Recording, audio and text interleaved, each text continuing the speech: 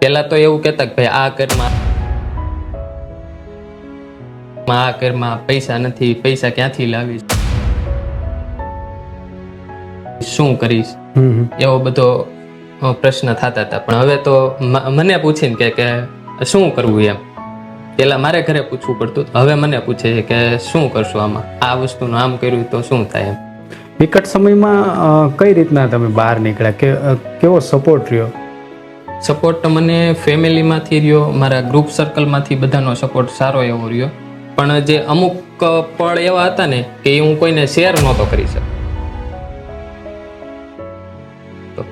જેમ કે મેં તમને આ મારી વાઈફનું કીધું કે જમવા જવાના પૈસા નહોતા, ત્યારે તો મેં મેનેજ કરી લીધું, હેન્ડલ કરી લીધું, પાછી પાની નથી કરી એમ.